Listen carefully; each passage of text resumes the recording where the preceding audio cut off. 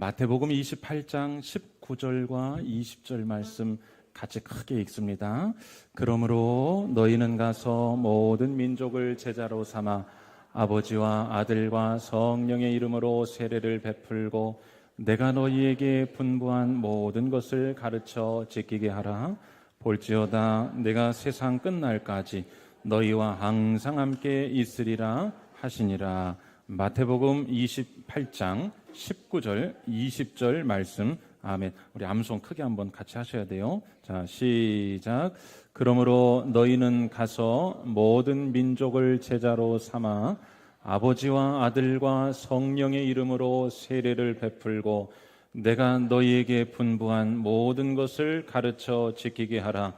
볼지어다 내가 세상 끝날까지 너희와 항상 함께 있으리라 하시니라. 마태복음 28장 19절에서 20절 말씀.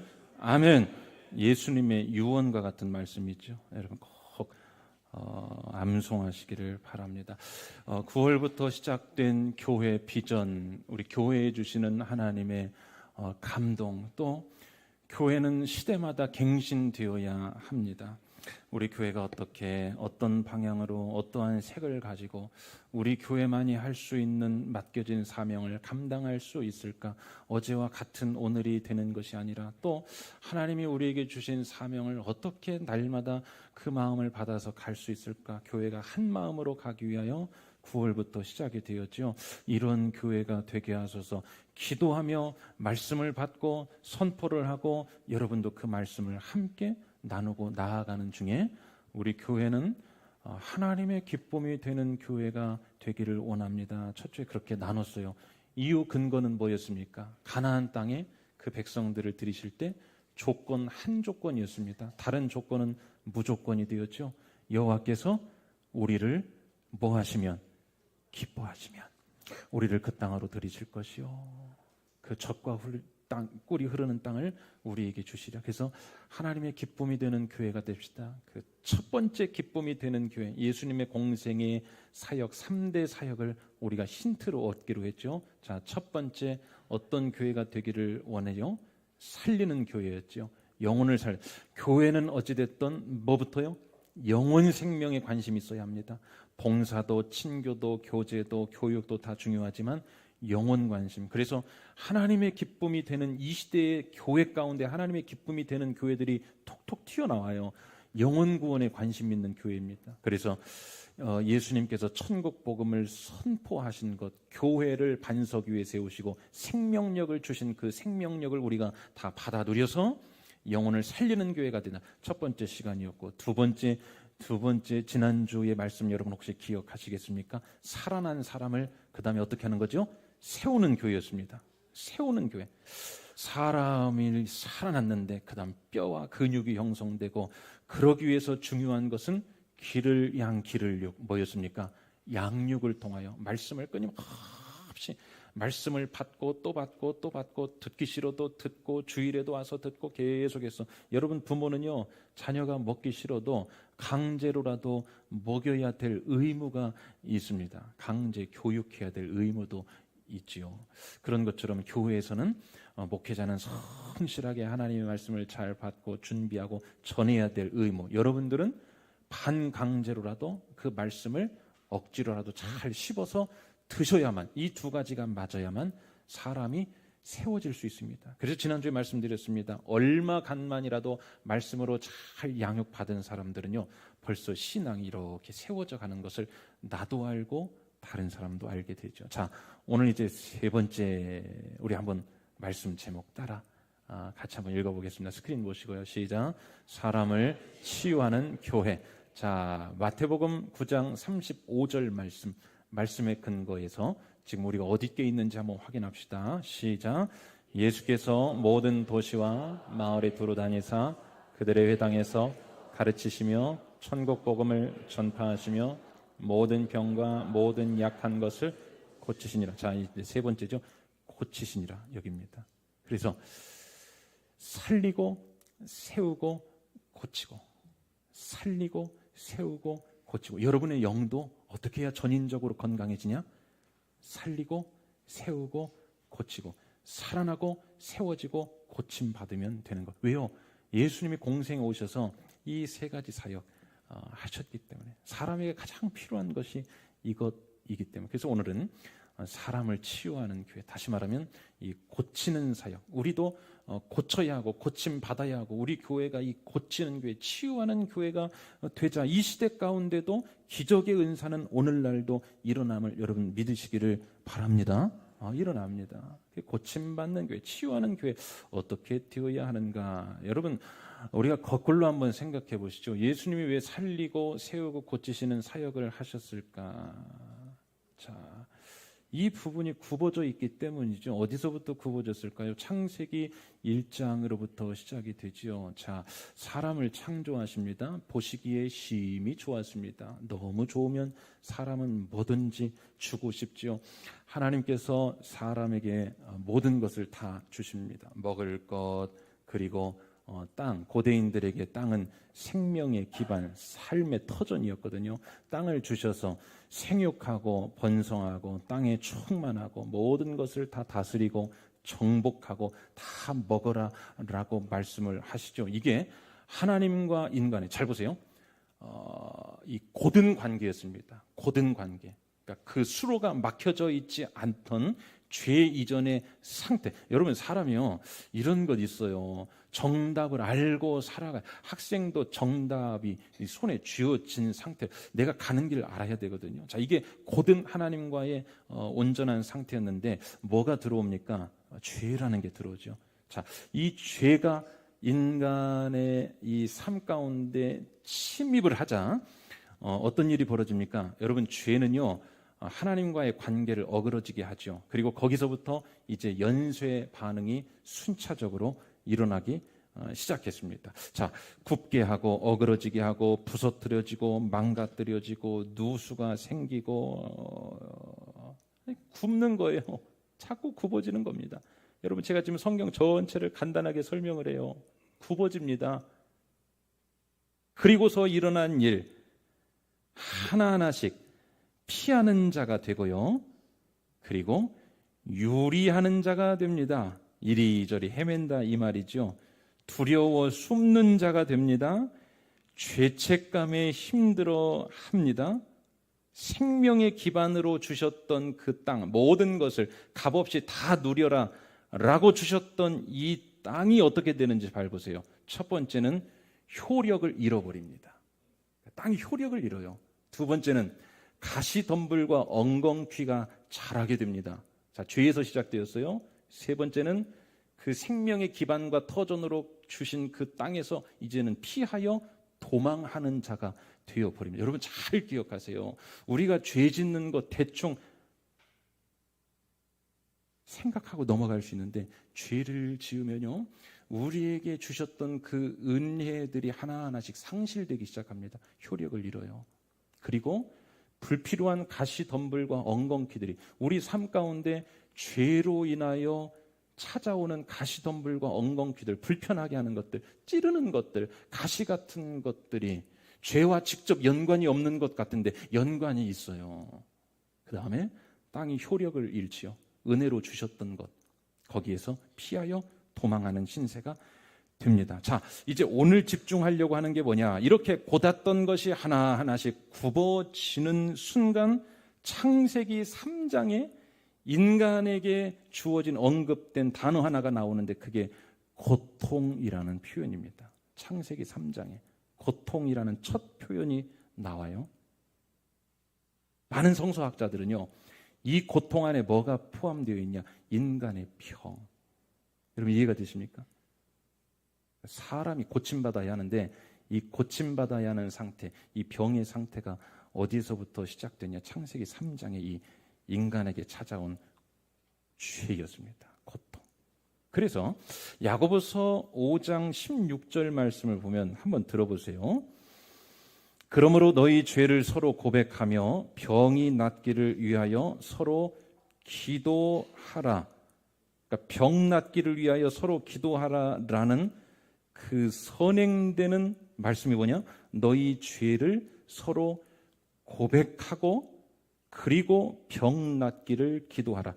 연관성에 대해서 말합니다. 사랑하는 여러분, 현대인들에게요, 이 병 단어만 들어도 참 무섭고 두렵습니다. 병원 가기가 무서워요.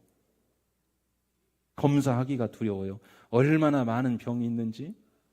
의료기술과 약은 끊임없이 개발되고 발전하지만 그 속도로, 아니 그보다 더 빠른 속도로 이 인간의 병도 발전하고 진화합니다. 인간의 피부에 와닿는 가장 이 현실적인 불편함 중에 하나가 바로 이 병으로 인한 고통의 문제, 건강의 문제죠. 그래서 이런 말도 있죠. 돈을 잃으면 조금 잃은 것이요, 명예를 잃으면 조금 더 잃은 것이요, 건강을 잃으면 모든 것을 다 잃은 것이다. 그렇습니다. 여러분, 사람의 이 끊이지 않는 이 육신의 질병의 문제, 육체의 문제, 고통의 문제 직면해서 살아가는데, 창세기 3장 이전에 원래 인간은 어땠다고요? 없었습니다. 고닫습니다. 원래는 우리가 그렇게 지음받지 않았습니다. 그래서 예수를 믿고 복음을 듣고 성령을 받고 예수 그리스도를 우리의 삶의 주인으로 모신다는 것에 대한 은혜가 뭐냐? 원형 인간으로 돌아가는 거. 여러분 믿으시기를 바랍니다. 별것 아닌 것 같은데요. 원형 인간으로 돌아가는데, 오늘 우리가 그 처음에 지음받은 모습에서부터 죄로 인하여 자꾸만 얽히고 꼬이고 눌리고 한 이러한 상태를 하나님께서 보실 수가 없어서 마지막 극약처간 기가 막힌 방법으로 이 해결책을 보내주신 게 여러분 누구십니까? 예수 그리스도시죠. 그리고 그리스도를 이 땅에 보내주셨고, 그 그리스도를 믿는 자는 영원히 멸망치 않고 영생을 얻게 하려 하심이라. 여러분 여기 안에 포함되어 있는 게 뭐냐? 죄와 사망과 육신의 질병의 문제까지가 포함되어 있어요. 그래서 오늘 여러분 이 부분을 잘 듣고 이제 그 다음 넘어가셔야 돼요. 우리가 예수 그리스도를 메시아로 이 땅 가운데 하나님께서 분명히 보내주셨기 때문에 그 예수 그리스도의 복음을 받아들이는 순간 그 예수 그리스도를 통한 영과 육의 생명뿐만 아니라 육신의 질병까지도 해결될 수 있는 그 원류의 은혜가 오늘 이 시간 우리에게까지 흐른다는 사실을 믿으시기를 주님의 이름으로 간절히 축원합니다. 여러분 이게 복음이거든요. 이 복음을 오늘 우리가 받았습니다. 그리고 누리고 있고 받은 걸 가지고 이제 누군가에게 나누고 전하고 하는 삶이 그리스도의 삶이죠. 여러분 이게 지금까지 여기까지 말씀드린 게 성경 전체의 이 간단한 틀입니다. 그래서 이것을 우리가 복음을 받아 누렸고 주님 오실 때까지 이것을 잘 유지하며 살아가는 그 여정, 지점, 어느 한 지점에 저와 여러분이 오늘 처해 있는 거지요. 그래서 예수님은 공생의 사역을 하면서 우리가 앞서 읽었던 그 마태복음 9장 35절에 이 세 가지 사역을 하셨고, 그 세 번째 사역, 고치시는 사역에 대해서 오늘은 집중해서 한번 살펴보도록 하겠습니다. 여러분 예수님은 참 많은 자들을 고쳤어요. 고치시는 장면들이 참 통쾌했습니다. 각색 병든 자들을 고쳐주셨고, 약함에 처한 자들을 고쳐주셨고, 소경을 고쳐주셨고, 절름발이와 앉은뱅이를 고쳐주셨고, 나병 환자는 당시에 낫는다는 증거가 없었습니다. 그런 사례도 없었어요. 그런데 나병 환자를 고쳐주셨고, 여성의 지긋지긋한 병이었지요. 하혈하는 병도 다 고쳐주셨습니다. 그리고 말씀하셨어요. 제가 왜 오늘 여러분 이렇게 길게 말씀을 드리냐? 우리 가운데 고침받아야 될 것들이 있거든요. 다 있습니다. 다 있거든요. 예수님이 그 고침의 현장을 오늘 우리가 깊이 들어가 봐야 돼요. 그 말씀 안에서 능력이 나타나거든요. 예수님이 그걸 고치실 때 이렇게 말씀하세요. 네 육체만 고쳐진 게 아니라 육체와 함께 영혼도 구원받기를 원하노라. 그래서 육체와 이 영혼의 죄, 그리고 병, 육신의 약함들을 다 고쳐주셨다 이 말이죠. 그리고 말씀하셨어요. 내가 고침받은 것은 하나님의 영광을 드러내기 위함과 함께, 그리고 그 영광을 드러내므로 만방의 복음이 전해지기 위함이라고 하셨습니다. 사랑하는 여러분, 오늘 우리가 고침받아야 될 이유가 있어요. 우리가 고침받고 이 고침, 성경에 나오는 치유의 역사는요, 병 고침뿐만이 아니라 건강의 유지도 포함되거든요. 오늘 우리가 그렇게 잘 고침받고 건강한 육체, 육신으로 살아가서 하나님께 영광 올려드리고 그리고 이것 가지고 복음 전하는 도구로 쓰임받게 되시기를 주님의 이름으로 간절히 축원합니다. 그래서 여러분, 우리가 복음이 전해지는, 주님이 오실 때까지 복음이 전해지는 그 기간 동안에는요, 복음 전함을 위하여 우리에게 맡겨주신 이 치유의 사역도 여전히 단절되지 않고 여전히 유효하게 흘러 우리에게 지금까지 전해지고 있다는 사실을 꼭 믿으시기를 주님의 이름으로 간절히 축원합니다. 여러분, 제가 당부의 말씀 하나 드릴게요. 이 고침, 병고침, 치유의 역사들이 많은 이단 단체에서 잘못하거나 과하거나 너무 나가서 이 문제가 되거든요. 그래서 이 부분에 대해서 뭐 그런 거 있지 않습니까? 기도원에서 안찰기도 했다, 사람이 죽은 그러한 일도 있고 막 기독교 뭐 또 막 그런 것 때문에 지탄받기도 하는데, 우리는 그런 거에서 좀 자유로워질 필요가 있습니다. 뭐냐? 말씀은 분명히요, 주님이 오시는 그날까지 복음이 전해져야 되는데, 복음 전해지는 것에 있어서 예수님의 3대 사역 중 이 고침의 역사는요, 지금 예수 그리스도를 믿는 저와 여러분에게도 그 원류의 은혜의 능력의 줄기가 흐르고 있다는 사실을 믿고, 제한하거나 부정하거나 이상하게 여기지 마시고 그것을 간절한 마음으로 사모하며 치유의 역사가 이 시간에도 흘러간다는 사실을 마음 깊이 받으시기를 주의 이름으로 축원합니다. 여러분, 제가 왜 이 말씀을 드리냐? 다 고침받을 인생이거든요. 그렇지 않습니까? 여러분, 가까운 사람들 몸 육신 하나 어려운 병 들었다 생각해 보세요. 보통 일이 아닙니다. 그러니까 예수님이 이 땅에 오셔서 복음 전한 사건 중에는요, 현실에 와닿는, 보이지 않는 무형의 것도 많았지만 이 보이는 피부에 와닿는 문제들도 상당히 많았습니다. 그러면 예수님께서 고치실 때 어떤 특징들이 있었나, 이것을 뒤집어 보면 우리가 이 고침, 치유하는 교회가 되고, 여러분 각자 이 고침받는 인생, 신유의 능력, 이 고침받는 역사가 나타나기 위해 우리가 어떻게 해야 될까? 예수님은요, 많은 사람들을 고치실 때 꼭 물으셨던 게 있습니다. 그냥 고치지 않으셨어요. 내가 낫기를 원하느냐, 이런 물음들 성경에서 자주 보실 겁니다. 내가 낫기를 원하느냐, 네 주님, 내가 고침받기를 원합니다. 네 믿음대로 될지어다. 또는요, 직접 물으시지는 않았는데 그의 언행을 통하여 믿음이 확인되면 그 즉시로 고쳐주신 사례들도 참 많아요. 예수님이 그냥 지나치거나 능력의 부족으로 고치지 않은 일들은 적어도 성경에 없습니다. 그러면 그 믿음의 행위를 보였던 사람들이 있었죠. 예수님 오실 것 없습니다. 저희 집까지 오실 것 그렇게 번거롭게 하실 것 없고 말씀만 하시면 고침 받을 줄로 믿습니다. 그 믿음을 보시고 고쳐주셨는데, 사랑하는 여러분, 우리가 오늘 고침 받을 인생들이 어떻게 이 고침의 능력을 경험할 수 있을까? 여러분 마음 안에 이 사모함과 간절한 갈망을 갖게 되시기를 바랍니다.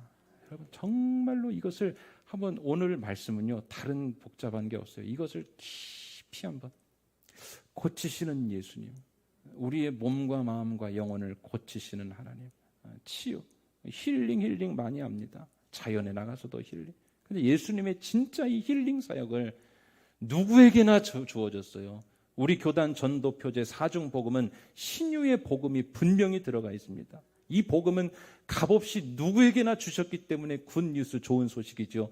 이 신유의 복음이요, 사모하고 간절한 갈망을 통하여 우리 서울 수정에 있는 모든 생명 공동체 한 분 한 분에게 오늘 다 임하게 되길, 또 우리 교회 사역을 통하여 늘 임하게 되시기를 주님의 이름으로 간절히 축원합니다. 한번 물을게요. 고침받기를 원하십니까? 네. 우리 교회도 너무 많이 계세요. 우리 교회뿐만이 아닙니다.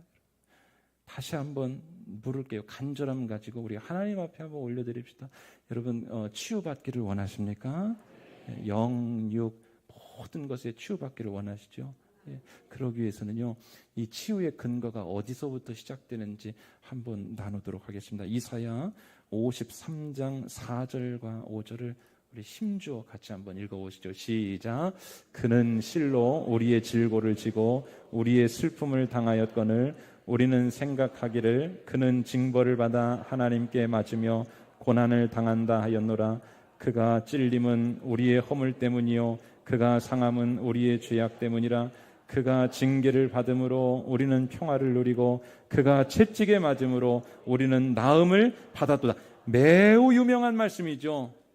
매우 강력한 말. 이 한 말씀으로 뒤집어진 역사들이 많이 일어나는데 뭘까요? 말씀 그대로 한번 보세요. 예수님이 이 땅에 오셔서 고난받고 십자가에 못 박혀 죽으실 것에 대한 이사야를 통한 이미 수백 년 전에 주어진 말씀이었습니다. 십자가 대속 사건. 그런데 그 십자가 대속 사건이요, 실제로 일어나죠. 실제 역사 가운데 예수 그리스도라는 분이 오셔가지고 이 사건이 일어납니다. 그리고 십자가를 지신 그 사건의 효력이, 휘장이 찢어질 때 그 능력이 어디까지 주어집니까? 그 이름을 믿는 누구에게까지요? 저와 여러분에게까지 주어지는데, 아멘이십니까? 여러분 이걸 믿으셔야 돼요. 우리에게 주어지는데 그 능력에 대해 오늘 상세히 설명을 해요. 뭐라고 말합니까? 그가 찔림은, 그 말씀 보십시오. 우리의 허물 때문이요 그가 상함은 우리의 죄악 때문이라. 그가 징계를 받음으로 우리는 평화를 누리고 그가 채찍에 맞. 이 부분입니다. 우리 한번 따라합시다. 그가 채찍에 맞음으로, 모니터 조금만 올려주세요. 그가 채찍에 맞음으로 우리는 나음을 받았다. 이 부분이요. 이 부분에 오늘 저는 이 말씀을 준비하면 여러분 이 부분에서 그가 채찍에 맞음으로, 그러니까 예수님께서 채찍에 맞으시는 그 사건이요, 오늘 그 이름을 부르고 그 이름을 믿는 자들에게는요, 그의 십자가와 대속의 사건을 오늘 마음 가운데, 이것은 여러분 이론이나 다른 원리로 받아들여지는 게 아니에요. 믿음으로 이것이 받아들여질 때 채찍에 맞음으로 우리가 뭐를 받죠? 나음을 받는데, 이 나음이 자주 사용하는 이게 라파입니다. 여호와 라파 많이 들어보셨죠? 라파. 그가 채찍에 맞은 것으로, 우리가 원해서 그게 맞으신 것도 아닙니다. 그는 그분의 일을 하셨고, 그분은 은혜로 채찍을 맞으셨고, 그것이 우리가 받아들이고 믿음으로 오늘 믿는 자들에게는 우리에게 주어지는 것이 이 나음, 라파. 여러분, 라파의 이 나음의 뜻이 세 가지입니다. 하나는 고치다, 그리고 치료하다, 건강하게 하다. 그래요, 그가 채찍에 맞으심으로 우리에게 오늘 고침의 은혜와 치료의 은혜, 건강하게 하는 회복의 은혜를 더해 주셨다는 사실을 믿으시기를 바랍니다. 그래서 여러분, 이 믿음을 마음 깊이, 오늘 여러분 그 치유의 기도를 우리가 같이 할 거거든요. 하나님의 나라는 말에 있지 않고 능력에 있습니다. 오늘 이 치유하심을 깊이 받아들이고 그가 채찍에 맞으심을 우리가 마음 깊이 다시 한번 깊이 받아들일 때 라파의 역사가 오늘 여러분 가운데 새롭게 다시 한번 복음의 능력으로 드러나게 되시기를 주의 이름으로 축원합니다. 그 말 믿은 자는요, 누군가는 오늘 그 은혜를 받아 누리게 될 거예요. 제가 한 책을 보다가 이런 내용이 있어 성도님들과 좀 나누고 싶었습니다. 그것은 선포하라는 거였어요. 이 이사야 53장 이 5절 말씀에 그 끝부분 있지 않습니까? 예수님의 채찍 맞으심으로 나는 고침을 받게 되었습니다. 이 부분을 자꾸 선포하라는 그러한 내용인데, 제가 이걸 들으면서 우리도 한번 적용해 봤으면 좋겠다. 여러분 한번 따라 하시죠. 예수님의 채찍 맞으심으로 나는 고침을 받게 되었습니다. 자, 한 번 더요. 예수님의 채찍 맞으심으로 나는 치료를 받았습니다. 네, 여러분 이것을요 자꾸 선포하시면서 아침에 눈을 뜨셔도 선포하시고, 우리 그 은혜의 복음의 역사가 우리에게 계속해서 흘러 주어지고 전해지기 때문에 이 말씀을 선포하며 여러분 믿음으로 잘 받아들이게 되시기를 주의 이름으로 간절히 축원합니다. 그래서 여러분 저는요 우리 교회의 이 치유의 역사들이 참 많이 일어났으면 좋겠습니다. 올해도 그런 간증들이 있죠. 여러분도 아는 내용들이 있으시고, 그렇죠. 우리 교회에서 올해 남은 한 해 그리고 내년에도 이 치유의 역사들이 실제적으로 많이 일어나게 되기를 주님의 이름으로 간절히 축원합니다. 하나님의 역사의 능력들. 어떤 분이 이제 신학을 전공하시고 또 그의 전문 분야는 이제 그 의학이에요. 이 두 가지를 다 공부하신 분이 책을 하나를 썼는데 그 책을 보고 제가 참 많이 감명을 받았습니다. 이런 거라고 해요. 우리가 그 병원 가면 암 세포가 있었는데 이제 뭐 기도하고 믿음으로 살다가 다시 진단을 받았는데 막 기적같이 암이 사라졌다. 이런 것들을 우리가 가까이에서도 또는 멀리서도 듣거나 경험하거나 여러분 있으시죠? 저는 이게 이해가 잘 안 됐습니다. 여러분 어떻게 이게 가능하다고 혹시 생각하세요?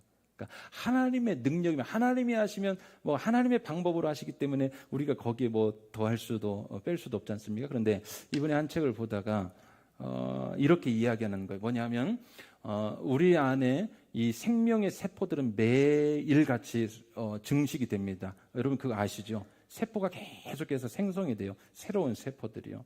그리고 또 이 세포들 가운데 잘못 형성돼서 무리군을 이룬 암세포, 발병하는 세포들이 있죠. 자, 이게 이제 같은 속도로 이렇게 자라납니다. 그러니까 암세포, 발병하는 세포들이 더욱 강력해질 때는 새롭게 생성되는 이 세포가 그것을 따라가지 못하기 때문에 이게 계속 이제 진행이 되는 거죠. 그런데 하나님께서 치유하셔서 역사하신다는 것을 이분이 이제 의학적으로 이렇게 설명을 하는 거예요. 뭐냐면 사람이 강력한 은혜를 받을 때 또는 기도하다가 어떤 감동을 받거나 어쨌든 하늘에서 주어지는 놀라운 은혜 체험이나 성령 체험이나 어떤 이러한 영적인 체험을 할 때 매일같이 순리대로 이 생겨나는 증식되는 이 세포가요 폭발적으로 일어날 때가 있다고 합니다. 그것이 이쪽을 다 이제 잡아먹는 거예요. 아멘이십니까? 여러분 이것을 왜 말씀드리냐? 머리에 가능하다는 사실을 늘 가지고 살아가시기를 바랍니다. 그래서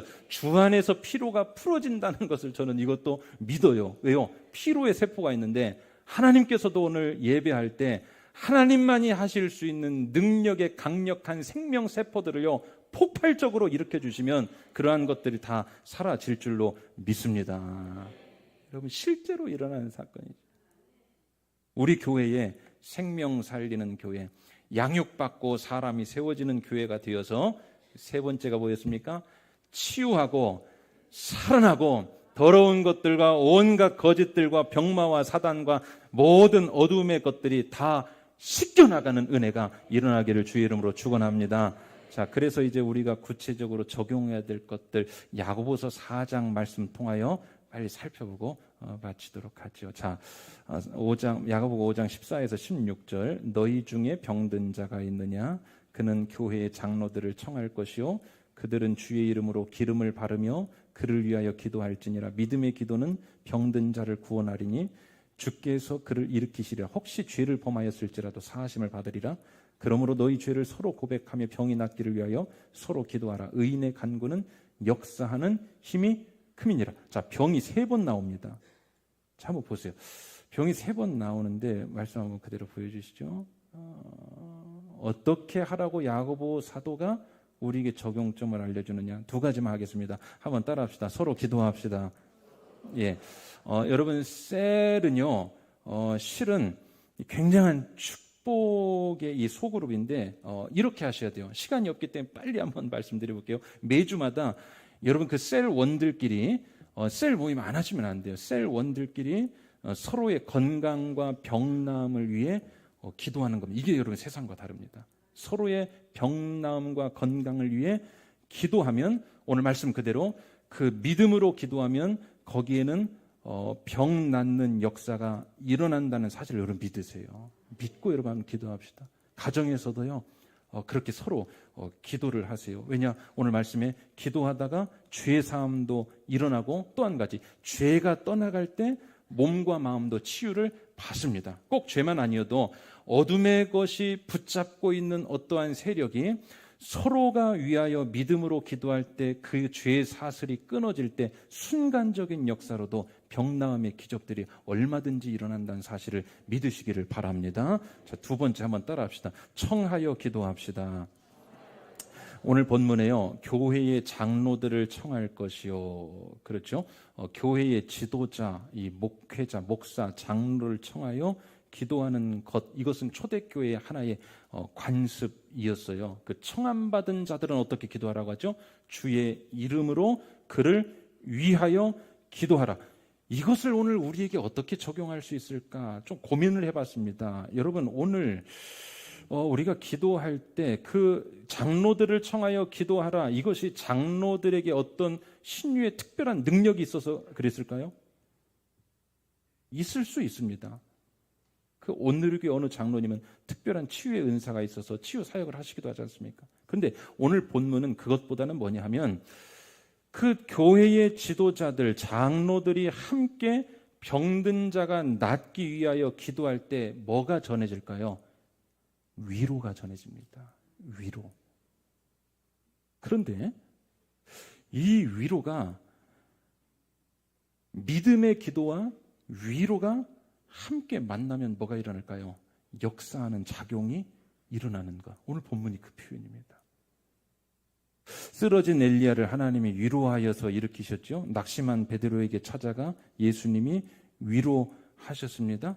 우리가 교회 안에서, 셀 안에서, 또 교회 지도자들이, 또 여러분의 목양자들이, 셀 리더들이, 또 셀원들이 함께 믿음을 가지고 믿음의 기도로 서로를 위하여 기도할 때 그 믿음의 기도와 위로, 이 두 개가 합쳐질 때요, 교회에서 놀라운, 여러분 매우 단순한데 이게 강력한 메시지입니다. 매우 놀라운 치유의 역사가 일어난다는 사실을 말씀대로 믿으시기를 주의 이름으로 축원합니다. 자, 적용하고 마칠게요.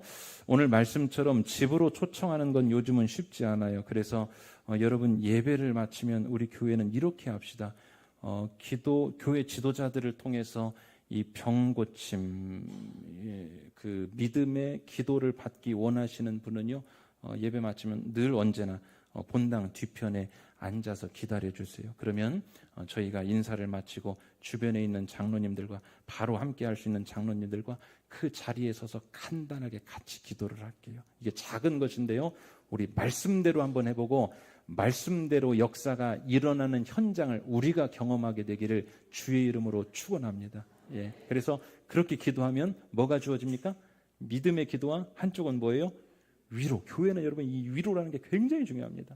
믿음의 기도와 위로가 함께하여 낫는 역사가 일어나죠. 네, 이제 말씀 맺습니다. 우리 교회, 우리 교단 전도표제 4중 복음은 중생의 복음, 성결의 복음, 신유의 복음, 재림의 복음. 네, 신유의 복음이 포함되어 있습니다. 사람을 고치시는 예수 그리스도의 복음이죠. 거두절미하고 우리 교회의 신유의 복음으로 여러분들의 고된 투병의 상황들, 건강의 문제로 괴로워하는 자들, 일상의 연약함으로 고생하는 분들, 마음과 정신에 문제가 있는 분들이요, 이 신유의 복음을 우리 교회는 받아들이고 얼마든지 열어놓고 사모하고 간절히 갈망할 때 이 신유의 복음을 통한 우리 모든 성도들의 고침받아야 될 일상의 문제와 육신의 질병들이 다 떠나가는 은혜가 오늘부터 더 강력하게 시작되기를 주의 이름으로 축원합니다. 그래서 복음의 역사는 정말로 경이롭구나,